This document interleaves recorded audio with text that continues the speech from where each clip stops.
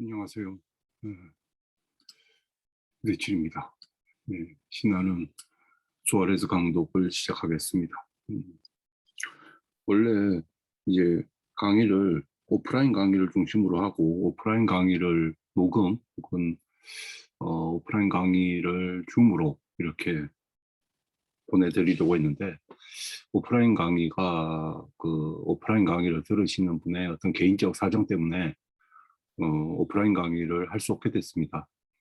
어, 그러다 보니까 사실 뭐, 요렇게 저렇게 어떤 방식으로 할 것인가 이런 고민도 들고, 그랬습니다.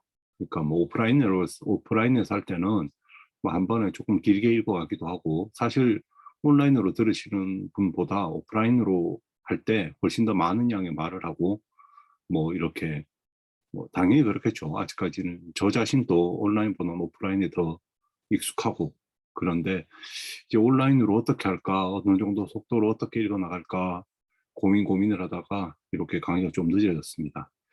제가 조금 더 재미나고 어, 다가가는 강의를 하고 알아듣기 쉬운 강의를 하고 그랬으면 오프라인 강의도 좀 더 유지되지 않았을까라는 아쉬움도 있고, 수아레즈 말고 좀 더 사람들에게 좀 친숙한 사람의 강독을 했으면 어땠을까 하는 생각도 합니다.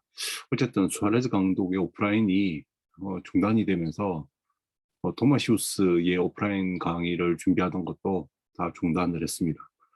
현재로는 그 토마스 철학학교의 오프라인 강의는 한강좌, 그러니까 철학 고전 강의 정도 하나 해볼까 싶고, 나머지는 저는 그 진행이 어려운 상태에 있습니다. 사람들이 없어서 예, 제가 좀 더 유명하고, 그 다음에 제가 좀 더 유명하기 전에 제가 좀 더 쓸모 있는 사람이었으면 안 그랬을 건데 하는 아쉬움이 들고, 제 스스로도 좀 부끄럽고 창피합니다. 예. 그리고 혹시나 수아레스 강의도 여러분들 들으시는 분이 신청하셔도 들으시는 분이 없을 수도 있겠다라는 생각이 살짝 듭니다. 예. 근데 그러시지는 마시고요. 신청하셨으면 들어주시고 한 달 한 달 그 수강료 값을 하도록 노력하겠습니다. 여러분들도 어, 들어주십시오. 많은 양을 한꺼번에 읽어 나가는 것은 그 온라인으로서 아직 제가 음, 풀이하면서 읽어 나가다 보니까 그건 조금 힘들 것 같고, 적은 양이라도 꾸준히 읽어 나가도록 노력하겠습니다. 꾸준히 읽어 나가기 위해서는 함께 해주시는 분이 있으셔야겠죠. 예. 근데 왠지 불길하게 5월에 시작해서 6월, 이제 6월에 수강 신청하실 분은 왠지 없을 것 같은, 예, 제 이 말 때문에 부담 갖지는 마시고, 그러니까 그런 불길한 느낌 아닌 느낌이 듭니다. 예. 어쨌든지 간에 오늘 수아레즈 강독을 시작하겠습니다. 자, 오늘 읽어갈 이제 수아레즈는 지난 시간에 이어서 계속 지금 이 책 자체에, 그러니까 형이상 논고라는 제가 교육적인 목적, 그러니까 철학 교육, 특히 형이상학 교육과 관련되어져서 교과서로서 혹은 참고서로서 쓰여졌다라는 말을 계속했습니다. 제가 이런 말을 왜 계속했냐면, 우리가 지난 시간 했던 이야기들을 다시 돌아보면 결국은 철학이라고 하는 것이 어떤 것이냐 하면은, 그 당시에는 지금 21세기, 20세기, 21세기의 철학을 생각할 때 머릿속에 떠올리는 것과 수아레즈가 생각할 때 철학이라는 것을 머릿속에 떠올리는 것은 다릅니다.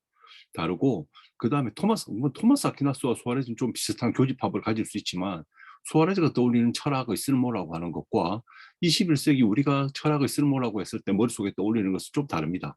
만약에 형이상학적인 사유가 결핍되어 있다, 종종 그러시는 분들이 있죠. 예를 들어서 언어 분석 철학을 좀 이렇게 별로 안 좋은 철학이다라고 생각하시는 분들 중에서는 종종 그 철학에는 형이상학적 요소가 없다 이렇게 말씀을 하시는 분들이 있어요. 이런 말을 하는 분이 있고, 근데 그 형이상학 요소가 뭐냐 하면은, 보통 어떤 분들 같은 경우 전문 아니라도 신에 대한 논의라던가 이런 초월적 존재에 대한 논의가 매우 결핍되어 있기 때문이다 라고 하는 이야기를 하는 분들도 있는데 사실은 현대 철학은 뭐 저마다 다 자기 철학의 기준을 가지고 있죠. 예, 누구 입장에서는 예를 들어서 누구 입장에서는 뭐 철학이 다른 사람한테는 철학 아닌 것이 되기도 합니다. 같은 철학자 21세기랑 같은 시간에 있어도 어느 철학자에게는 철학인 것이 다른 철학자에게는 철학이 아니죠.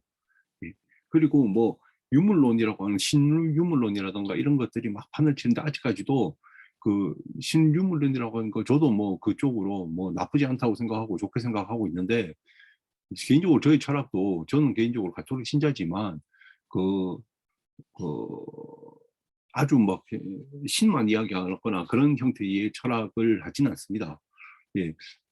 그런데 불구하고 예, 아직까지도 그 철학을 신학의 어떤 보조적 수단이나 신학과 철학의 경계 자체가 애매한 사람들도 많습니다. 좀 신을 다루어야 철학이라고 생각하는 사람도 있고 뭐 여러 가지가 있습니다. 현대는 그렇게 다양한데도 철학에 대한 다양한 자기 입장들을 가지고 그냥 저마다 자기 입장대로 자기 자리에서 열심히 하면 그만인 세상이고 근데 반면에 수아레즈나 토마스 아퀴나스나 뭐 이런 사람이 살아가던 시기에 철학은 그렇게 다양한 그 관점을 가진 사람들이 다양한 자기 철학의 정의 속에서 철학하지 않았습니다. 지금 하이데거는 이걸 철학이라고 생각해서 하이데거 철학을 하지만 하이데거의 철학을 어떤 사람은 철학도 아니다라고 말하는 사람이 있는 것이고 예를 들어서 뭐 어떤 사람은 죽으라고 오래 뭐 철학적으로 신을 탐구하고 이러지만 그 철학적으로 신을 탐구하는 것 자체가 철학이 아니다라고 생각하는 철학도 있는 거죠. 그런 것들이 21세기에 공존하고 있습니다. 그죠? 공존하고 있습니다. 그런데 그 수아레즈 시기에는 그렇게 공존되어진 것이 아니고 수아레즈 시대의 대학에서 특히나 스콜라 철학이라고 우리가 기억하는 것, 그들은 절대로 스콜라 철학이라는 말을 쓰지를 않았습니다. 그죠? 그들은 그냥 스콜라 신학을 위한 봉사하는 역할로서의 스콜라 철학이 있었던 겁니다. 그러니까 초자연적인 신학에 여기서도 있죠. 그죠? 초자연적인 신학에 쓸모가 있기 위해서, 그죠? 초자연적인 신학에 쓸모 있기 위해서 하는 것이 철학이었습니다. 그러니까 철학 그 자체가 고유하게 독자적으로 신학을 떠나서 어떤 가치를 가지고 있던 시대가 아니라는 겁니다. 스콜라 철학이라고 하는 것이. 그러니까 그 스콜라 철학이라고 하는 것을 신을 분리해서 생각한다. 라는 것은 사실 맞지 않습니다. 근데 그것은 스콜라 시기 이후에도 오랫동안 지속됩니다. 예를 들어서 신에 대해서 우리가 근대 철학자들도 신에 대한 담론을 하지 않는 사람은 거의 없습니다. 데카르트나 스피노자나 할 것 없이 항상 신에 대한 담론을 그들 철학에 포함시키고 있습니다. 21세기하고 다르죠. 21세기는 신에 대해서 단 한 글자도 이야기하지 않아도 철학을 할 수 있는 시대입니다. 하지만 그것은 다른 거죠. 그죠? 그 수아레즈에 살던 시대는 신학의 예비학으로서의 철학이 있던 시기입니다. 그죠? 근데 신학을 하기 위해서 철학을 했다 이겁니다. 이게 매우 중요합니다. 자, 오늘 구절도 마찬가지입니다. 오늘 구절도 지난 시간에 이어서 나가는 겁니다. 신성한 신비를 다룰 때 형이상학 교리에 대한 논의할 가치가 있다. 자, 이것 자체가 형이상학이라고 하는 것은 신성한 신비를 다룰 때 가치가 있는 겁니다. 이거 논의할 기회가 있다는 거예요. 이러한 교리에 대한 논의할 기회가 있다는 형이상학적 교리를 논의할 기회, 형이상학적 교리가 필요한 그 시기는 바로 신성한 신비를 다룰 때입니다. 그죠? 신성한 신비를 다룰 때. 그러니까 형이상학이라고 하는 것이 유의미한 학문으로 작동하는 것은 형이상학 그 자체가 독자적으로 그러한 역할을 하는 것이 아니고 신성한 신비와 관련이 되어 있다는 겁니다. 그죠? 그럼 신성한 신비는 뭡니까? 이거 신앙이죠, 신앙. 신앙과 어떤 식으로도 관련이 되어 있다는 겁니다. 그러니까 그에 관한 인식과 이해 없이 더 높은 신비를 가지는 방식으로는 거의 다루어지지 않으니까 이게 바로 합리적 신앙이라는 거죠. 합리적 신앙. 그러니까 여러분들 이해하는 그 신앙, 마이스터 카르트를 신비주의라고 부르잖아요. 신비주의. 근데 신비주의라고 불러도 중세 스콜라 철학이라고 하는 것, 스콜라 신학에 근거한 신비주의라고 하는 것은 굉장히 독특하게 합리적 신비주의입니다. 합리적. 그러니까 합리라고 하는 거하고 신비하고는 어떻게 보면 형용사모순 같죠. 그죠? 신비라고 하면 합리를 벗어나 있는 것 같은데 합리적 신비라고 하는 것은 우리가 마이스터 카르트라는 사람만 봐도 알 수 있습니다. 그다음 신비주의라고 해도 사실은 그의 철학을 자세히 보면 굉장히 언어 분석적입니다. 굉장히 언어 분석적이에요. 그렇기 때문에 매우 합리적으로 궁리하고 그러니까 매우 형이상학적 사고의 끝에서 신비를 인정하는 겁니다. 신비를 다가가는 것이지 합리적이고 형이상의 것과 무관하게 갑자기 접신했다. 그런 거 아닙니다. 그죠? 그렇게 생각하시면 안 돼요. 갑자기 접신하는 거 그런 거 신비주의 아닙니다. 스콜라 신학에서 이 신비주의라고 하는 것은 매우 철저한 이성적 고민의 끝에 이루어지는 겁니다. 그죠? 그렇기 때문에 그 형이상학에 대한 인식과 이해 없이 더 높은 신비가 이루어지지 않는다. 물론 이루어질 수 있으니까 그것은 신이 일방적으로 계시를 내리거나 신이 일방적으로 한 사람을 지명해가지고 그에게 자신의 존재를 보일 때 가능한 것이지, 인간의 편에서 신에게 다가갈 때는 항상 이러한 것들을 거쳐야 되는 겁니다. 이러한 것들을 거쳐서 신이, 왜냐하면 인간은 이성적 존재잖아요. 이성적 동물이란 말이에요. 그럼 이성적 동물은 그 이성을 통해 가지고서 신에게 나아가는 것이 가장 올바른 자기 방법입니다. 왜? 그게 자기의 덕이라고 하는 거, 아레테라고 하는 것이 우리 그 플라톤과 소크라테스만 봐도 자기가 갖고 있는 그 자기 존재, 자기 본질을 가장 잘 드러낼 수 있는 그 기능을 가장 완벽히 드러낼 때 덕스럽다고 그러잖아요. 그럼 이성이라고 하는 것을 가장 잘 드러내는 그 덕의 경지에 이르러서 신에게, 덕의 경지를 통하여 신에게 나아가는 거죠. 그러니까 이성적으로 가장 그 잘 발현해 가지고 신에게 나아가는 것이 인간의 편에서 신을 향해서 나아가는 것이지, 그냥 자기 욕심으로 나아가는 건 아닙니다. 그죠? 뭐 기복 신학이라든가 나복 달러 돈 많이 벌게 해주세요 이런 게 아니고, 항상 합리적으로 이성적으로 신을 향해서 나아가는 것이 학으로서 그 신에게 나아가는 것이다. 학문으로서 그죠? 학자에서 편에서 나아가는 것이다. 그렇지 않고서는 나아갈 수 없다는 겁니다. 그러니까 물론 그렇지 않고 나아가는 것은 뭐라고요? 신이 일방적으로 누군가에게 자기 존재를 드러냈을 때, 예를 들어서 모세에게, 출애굽기 같은 성서에 보면, 구약에 보면 모세에게 신이 자기 존재를 드러내거든요. 그런 식으로 드러내는 것은 모세가 뭐 공부를 많이 해서 드러냈다기보다는 그런 식으로 자기 존재를 드러내는 것 아니면, 인간의 편에서는 항상 형이상학적인 것 혹은 합리적인 고민, 이런 것들을 통해서 신을 향해서 들어간다, 나아간다 이 말입니다. 학자의 편에서는. 학자는 그래야겠죠, 그죠? 자, 그럴 때 나는 종종 하위의 물음을 신성하고 초자연적인 물음과 썩지 않을 수 없었고, 이러한 것들은 대체로 환영받지 못하고 독자들에게 더 도움이 되지 못했다. 자, 쭉 보면은 썩지 않을 수 없었다. 그러니까 우리가 형이상학을 함에 있어서 그 초자연적인 논의 자체를 배제할 수 없다는 겁니다. 근데 여러분들 형이상학 논고라는 것 자체가 사실은 자세히 보면은 그 예를 들어서 그 피조물과 그 스스로 존재하는 존재, 그러니까 창조물, 창조하는 존재, 그러니까 창조자, 그 자기는 누군가에 의해서 만들어지지 않은 존재, 가장 완전한 존재, 이런 존재와 그런 존재에서 만들어져 있는 피조물로서의 존재, 이러한 형태로 그 존재하는 것들을 구분하는 것, 이 모든 것들이 사실은 그 신학적인 그 논의가 형이상학에 침투해 들어간 겁니다. 그죠? 형이상학에 침투해 들어가는 거죠. 그래서 사실 우리가 알게, 그러니까 그런 것들은 근대도 볼 수 있죠. 형이상학을 나누면서 일반 형이상학을 특수 형이상학으로 나눌 때도 그게 신학이 들어가 존재하는 것들은, 그러니까 인간과 자연 만물, 인간과 자연 만물, 그리고 신 하면서 신이라고 하는 것이 항상 들어가 있지 않습니까? 인간의 편에서 세상을 이해하거나 할 때 신이 들어갑니다. 그죠? 그리고 그 신학이라고 하는 것이 그 형이상학에 안 섞이지 않았어요. 다 섞여 있습니다. 은연중에. 형이상학 논거에서도 초자연적인 논의가 그 초자연적인 것을 인식하기 위한 예비학으로서, 초자연적인 것에 대한 학문적 인식을 위한 예비학으로서 형이상학이기 때문에 완전히 그러니까 초자연적인 것을 완전히 배제해버리고 나갈 수는 없다는 겁니다. 오히려 자기 이성으로서, 인간의 자기 이성으로서 어떻게 초자연적인 것을 향해서 천천히 그래도 좀 합리적으로 나아갈 것인가에 대한 교육학적 고민을 한 거예요. 그 교육학적 고민의 산물이 형이상학 논고라는 책의 그 순서에 드러나 있습니다. 챕터의 순서에 드러나 있습니다. 그러니까 제일 먼저부터 마지막 물음까지가 그냥 생각나는 대로 막 쓰여져 있는 것이 아니고, 그것이 신적 존재의 인식, 그러니까 신학을 위한 예비학으로서 적절할 수 있는 방식을 취하고 있는 겁니다. 그러니까 형이상학 논고에 나와 있는 철학이라고 하는 것은 사실 엄밀하게 플라톤이나 아리스토텔레스나 뭐 소크라테스 이런 사람들이 했었던, 머릿속에 떠올렸던 철학과는 다릅니다. 예를 들어서 지혜의 사랑이다. 사실은 수아레스 같은 사람 지금 지혜의 사랑에 큰 의미가 없습니다. 그리고 토마스 아퀴나스는 중세에 보면 뭐 지혜의 사랑이다 이런 이야기를 크게 하진 않아요. 사실 뭐 하긴 한다 해도 큰 의미를 두진 않습니다. 그러면은 철학이라고 하는 것은 무엇이냐라고 하면은 인간에게 주어진 자연 이성으로서 존재하는 모든 것들을 이해하기 위한 노력입니다. 그럼 존재하는 모든 것들을 자연이성으로 막 이해하기 위해서 노력을 하는 것은 왜 하느냐 하면은 그 모든 것들이 원인으로서 존재하는 초월적인 신을 향해서 나아가는 인간의 가장 신적인 것을 나아가는 그 걸음의 최종점에 있는 게 형이상학이기 때문에 한 거예요.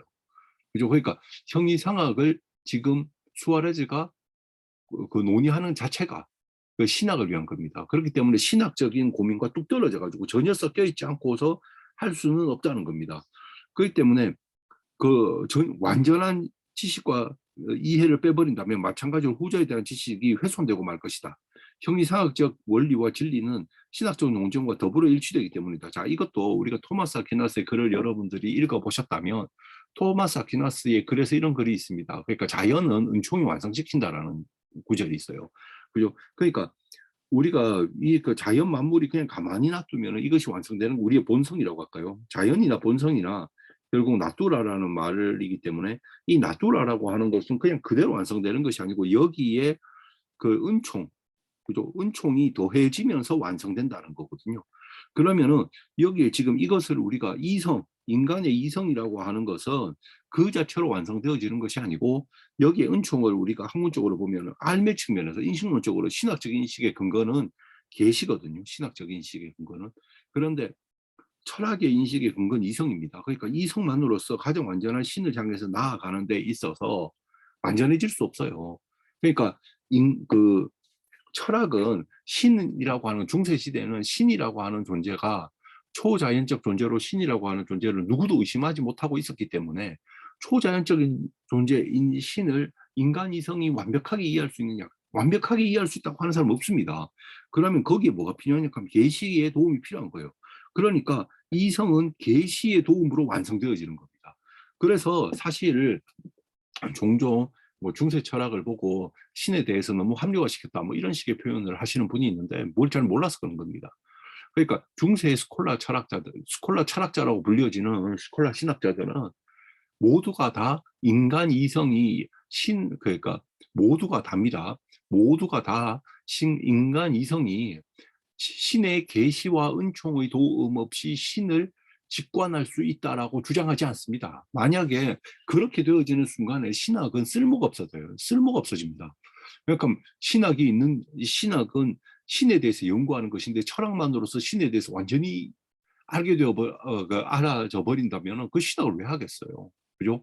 이미 구원은 철학만으로 이루어지는데, 그죠? 그렇기 때문에 여러분들 제 책 신성한 모독자에 보면 에리우게나라는 사람이 있습니다. 근데 제 책 신성한 모독자 여러분 읽어보셨어요? 그러니까 안 읽어보신 분이 대부분인 것 같은데.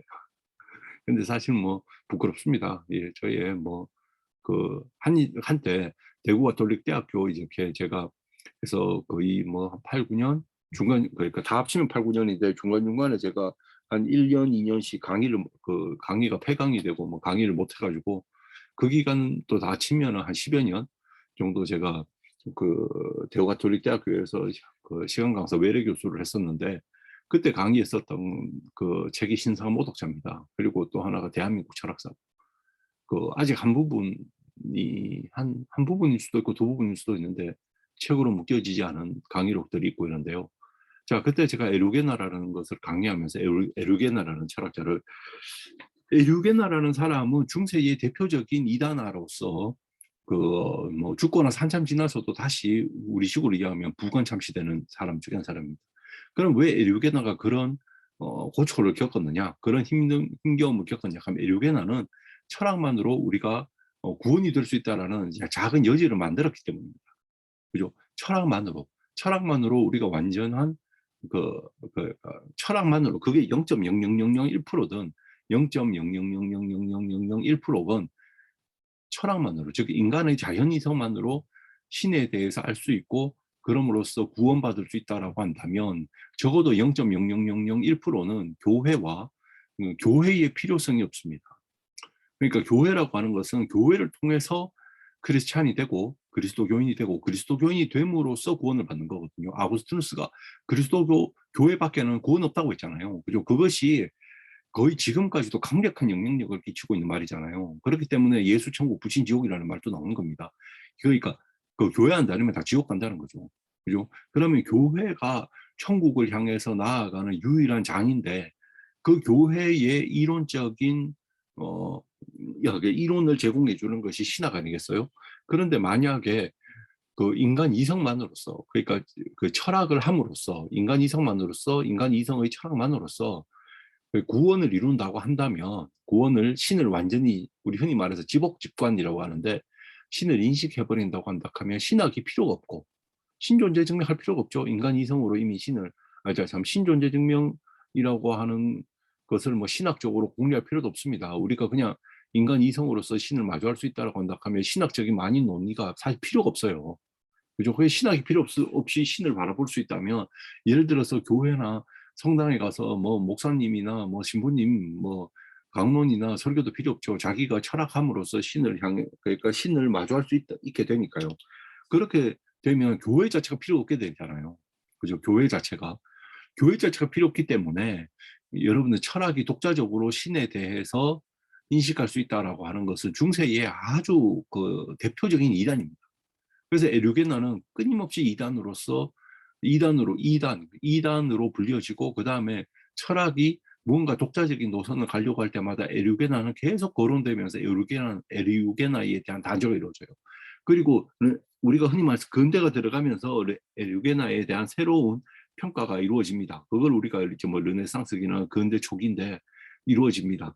그죠? 그러면서 철학의 독자적인 그 위상이 그 인정받기 시작하는 거고, 철학의 독자적인 위상이 인정받는 순간에 이미 서서히 우리가 생각하는 스콜라 중세는 마지 막물에 들어간 거죠, 그죠? 스콜라 중세에서는, 스콜라의 시대에서는 철학이라고 하는 것은 그래 독자적인 노선을 걷지 않습니다. 독자적인 길이 없어요. 그러니까 신학의 예비학입니다. 수아레즈 때도 마찬가지입니다.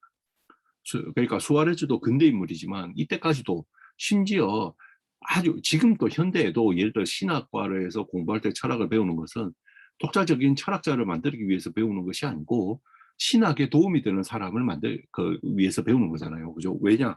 그건 아까 이야기했듯이 기본적으로 입장이 자연은 계시로 완성된다, 은총으로 완성된다. 즉 이성은 계시로 완성되는 것이, 이성 그 자체가 독자적으로 신을 인식할 수 있고 가장 완전해질 수 있다고 생각하지 않았습니다. 그죠? 그러니까 그것을 잘 기억해 주십시오. 자연은 은총으로 완성되고 이성은 계시로 완성된다라는 겁니다. 그렇기 때문에 이성과 그 신앙의 조화가 필요한 거죠. 그죠? 근데 이성과 신앙의 그 조화가 필요한 겁니다. 자, 그다음 보면, 그리고 많은 이들의 뭐 촉구죠. 축구가 아니고 예힘은, 나는 그 안에 있는 형이상학적 논구들을 더 잘 이해하기 위해서 형이상학적 교수법에 따라 이 작품을 적기로 마음먹었다. 자, 이게 바로 제가 쭉 하는 말을 이 사람을 직접 이야기하는 거죠. 그러니까 신학의 예비학으로서의 형이상학이기 때문에 신학의 예비학으로 적절한 형태의 방식으로 신학을 위한 그러니까 예비학으로서의 형이상학의 적절한 방식으로 그 형이상학의 교수법에 따라서 그 형이상학이 지금 쓰고 있는 책의 그 챕터의 순서를 결정했다 이 말입니다. 그죠? 그러니까 제일 처음에 형이상학이 논의하려고 하는 것이 무엇이고부터 시작해서 쭉 책이 나가는 거예요. 그 여러분들 그 혹시나 철학 공부를 지금 하시는 분이라면 아리스토텔레스의 형이상학이라는 책을 읽어보십시오. 그 순서가 자기 마음대로거든요. 그죠? 순서가 아리스토텔레스의 마음대로도 아니고 한참 뒤에 책이 그냥 아리스토텔레스가 따로 썼던 책, 혹은 아리스토텔레스의 강의를 들었던 사람들의 강의록을 모아놓은 거라 가지고 순서가 체계를 갖고 있지 않습니다.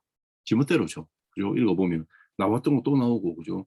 어디 그 위에 보면 어느 구절에 가서 요약해서 또 나오고 막 그러죠. 물론 이제 그런데 그런 것들을 있는 그대로 받아들이고 있는 그대로 공부하다 보니까 그렇게 그 순서가 뭐 지멋대로 쓰여져 있는 그러한 아리스토텔레스의 형이상학이 아니라 드디어 그리스도교회 교회의 신학의 적절한 형태의 순서로 형이상학을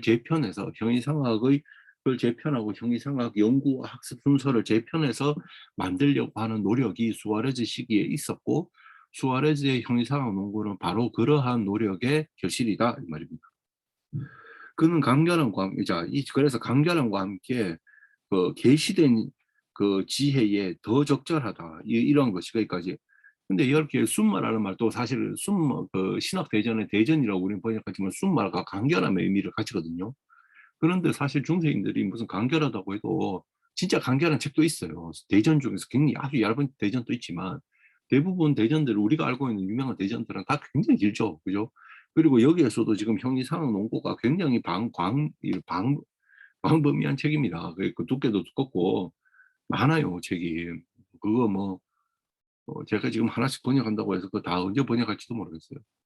그러니까 지금 저는 저 개인적인 계획으로는 우선 뭐 시간이 되면 일부부터 번역해서 쭉 나갈 건데, 나가서 뭐 어디 지금 아마 수아레즈라는 사람 자체가 별로 인기가 없어서, 수아레즈라는 사람으로 제가 뭐 책을 내서 어느 출판사에서 낼 계획은 현재로는 없습니다. 예, 뭐 어느 출판사에서 내자 이런 말이 있어도 아직까지 공식적으로 계약서를 쓴 바도 없고, 그냥 저의 지금 계획에 의하면 그냥 뭐 어디 큰 출판사에서 낼 생각은 없고 그냥 개인 출판을 할까 싶습니다.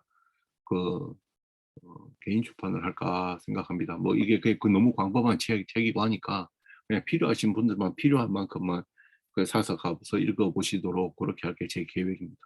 자, 근데 어쨌든 형이상은 농구라고 하는 것은 간결하다라고 하는데, 참 이것도 중세에 간결하다는 말은 도대체 그 사람들 뭐 놀리는 것도 아니고, 사실 아리스토텔레스의 참 오캄의 순말 오지게, 그러니까 논리학 대전이라고 하는 책도 전혀 간결하지 않거든요. 굉장히 그거 많은 양의 분량의 책인데 그것도 간결하다고 그렇게 부르고 있고, 지금 여기에서도 그죠? 형이상 농구라고 하는 책도 전혀 간결하지도 않은데 그냥 이거 간결하다고 또 나오네요. 그죠? 간결함과 함께 계시된 지혜. 그죠? 그러니까 계시된 지혜입니다. 그죠? 계시된 지혜. 이제 계라고 하는 것은 뭐 이거 그리고라는 말이고, 계시된 지혜에 더 적절할 것이다. 이 말입니다. 그죠? 계시된 지혜에 더 적절할 것이다. 중요하죠. 이게. 그죠? 그러니까 계시 없는 지혜가 아니고 계시가 믿는 사람이란 말입니다. 신앙인의 지혜라는 말입니다. 계시된 지혜라는 말, 신앙인의 지혜. 신앙인의 지혜에 더 적절할 것이다 이거죠. 그죠? 그러니까 그, 그 바로크 스콜라 철학, 그러니까 우리가 근대 스콜라 철학은 또 역시 스콜라 철학은 신앙인의 지혜에 적절합니다. 그렇기 때문에 수아레즈의 철학을 그리스도교를 제외하고 완전한 복원이 되느냐? 그렇지 않습니다. 항상 그리스도교의 배경 속에서 복원이 돼야 되고, 그리고 수아레즈의 형이상학이라고 하는 것도 지금 21세기 우리가 생각하는 형이상학과는 다릅니다. 우리가 생각하는 형이상학은 지금 독자적인 학문이죠. 철학이라는 학문 자체가 독자적이잖아요.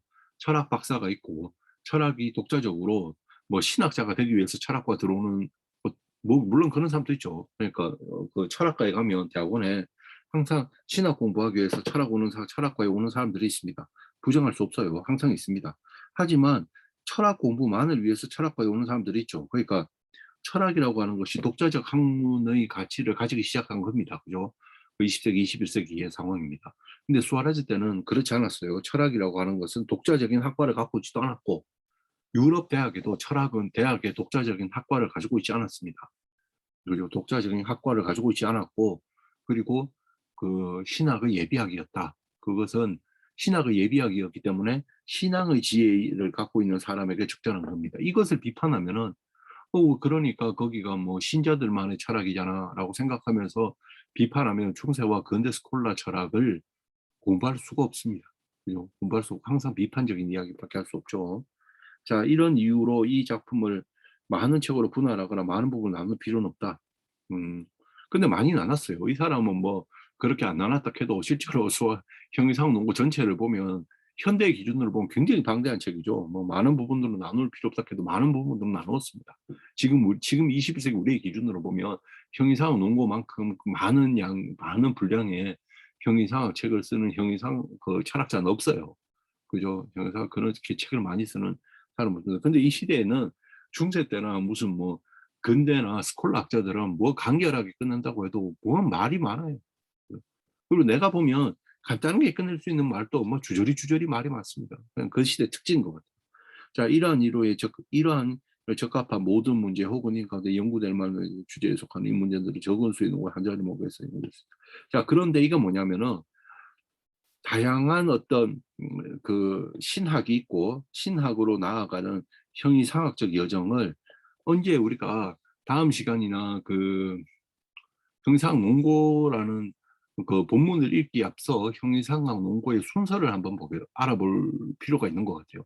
형이상학 논고의 순서를 보면 요렇게 나아가는 여정을 쓸데없이 복잡하게 하지 않고 수아레즈 자신의 입장에서는 가장 간결한 형태의 질서를 가지고서 형이상학에서 신학적 논리로 나아가는 데 있어서 가장 간결한 질서로 구성되어 있다라고 자기는 생각하는 것 같습니다.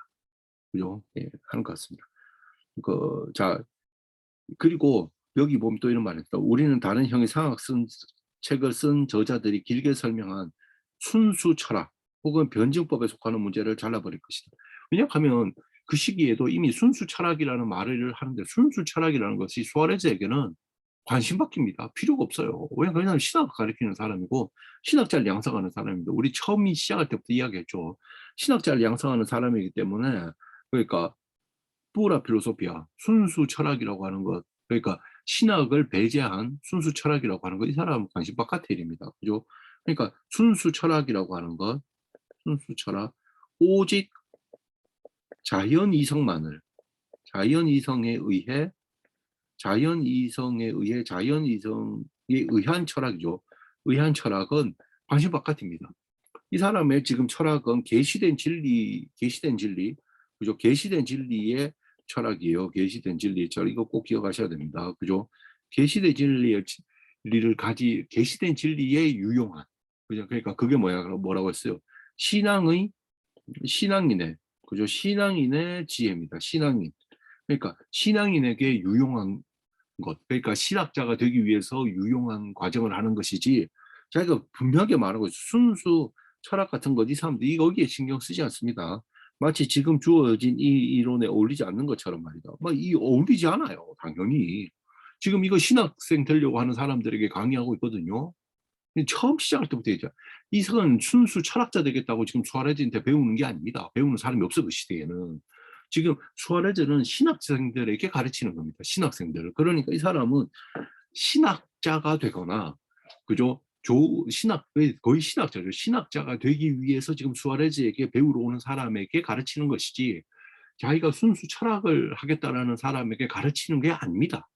이게 매우 중요합니다. 이거 꼭 기억하셔야 돼요. 그죠? 이게 제가 계속 강조해 이게 스콜라 신학과 스콜라 철학, 특히 스콜라 철학을 이게 성질을 규정하는 겁니다. 그러니까 토마스 아퀴나스에게 순수 철학이 어떤 것이냐라고 물으면 그 사람은 순수 철학에 별 관심이 없어요. 왜냐하면 그건 신학부 교수거든요. 그죠? 그러면은 왜 우리가 그걸 배워야 됩니까? 라고 할 수 있는데 우리도 예를 들어서 우리는 자본주의 시대에 자본에 대해서 고민하고 있는 철학을 많이 하잖아요. 그죠? 그것처럼, 왜냐하면 우리에게는 자본이 현실이니까요. 그죠? 현실적인 힘이니까. 그러니까 그 자본주의 사회라고 하는 것이 현실적인 힘이니까 자본주의 사회라고 하는 틀 속에서 철학하는 것이고, 그리고 신이 과거와 같이 절대적인 능력을 가지고 있다고 생각하지 않고 신의 존재 자체를 부정하는 사람들이 살아가는 세상에서 철학하기 때문에, 그리고 철학이 어떻게 신학에서 분리되어 갔는가도 그 학과적으로 대학 안에서 어떻게 분리되어 갔는가도 언젠가 한번 제가 설명할 수 있는 기회가 있었으면 좋겠습니다. 궁금하시면 뭐 밴드에 와서 좀 궁금하다고도 남겨주시고 하면 좋아요. 뭐 근데 뭐 제 강의를 지금 들으시는지는 모르겠어요. 그냥 저 혼자 하는 거고 지금 제가 한 일주일째 그 목과 코가 굉장히 안 좋습니다. 사실 지금도 이거 지금 하는 것도 어, 약 먹고 하고 있습니다. 지금 제가 어, 어, 예 그렇습니다. 그러니까 제가 이어서 강조하는 것은 뭐냐 하면 순수 철학이라고 하는 거. 그러니까 어느 시대나 소크라테스나 플라톤이 있었을 때 아리스토텔레스가 있었을 때 철학의 규정과 그 이후에 그 후기 중세 철학 아니다 후기 그 고대 철학 그다음에 교부들 스콜라 시기 그다음에 근대 현대 모두 다 철학을 바라보는 규정이 다릅니다.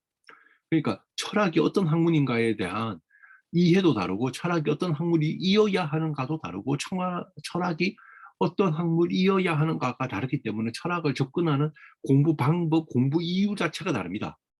지금 수아레즈는 자신의 시대가 요구하고 있는 틀 속에서 철학에 집중하고 있는 겁니다. 그리고 자기 자리가에서 집중하고 있는 겁니다. 우리 21세기 우리가 우리의 자리에 서 철학하는 것처럼. 그리고 수아레즈는 바로 그렇게 우리와 매우 이질적인 공간에서 이질적인 이유로 우리와 매우 이질적인 이유로 형이상학을 연구했는데 수아레즈의 의도와 다르게 그것이 형이상학의 역사에 기여한 것이고 그것이 전혀 다른 흐름으로 지금 우리는 형이상학의 역사 속에서 수아레즈의 형이상학적 논의를 공부하는 거죠. 하지만 우리가 생각하는 형이상학이라고 하는 것과 수아레즈의 형이상학은 다릅니다. 우리는 신학의 보조수단이나 신학의 예비학으로서 형이상학을 전혀 생각하지 않지만 그 수아레즈는 달랐다 이겁니다. 그죠? 그렇기 때문에 이 사람은 그 순수 철학이라든가 이런 것들은 전혀 관심이 없고 그것은 지금 주어진 논의에 어울리지도 않습니다. 왜냐하면 이 사람은 신학자를 위한 지금 철학 강의를 하고 있는데 뭐 굳이 순수 철학자가 될 사람도 이 앞에 강의 안 듣겠죠. 그죠? 당연히 내가 이 이론 주제에 관하여 논하기에 앞서 우선 나의 보호자인 신과 함께 나는 지혜 혹은 형이상 그 자체 그리고 그것의 대상, 유용성, 필요성 뭐 이런 법칙을 다루기. 자 이제 본론에서 우리 다음 시간에 이제 이 사람이 형이상학이 무엇이라고 하는가에 대해서 본격적인 논의를 시작하는 겁니다. 그죠?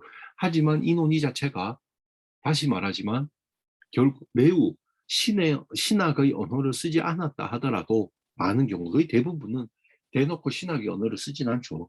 신학의 언어를 쓰지 않았다 하더라도 이 수아레즈의 철학의 기본에는 그 신학의 요소들이 들어가 있다라고 하는 것을 여러분들이 좀 알아주셨으면 좋겠다라는 생각을 해봅니다.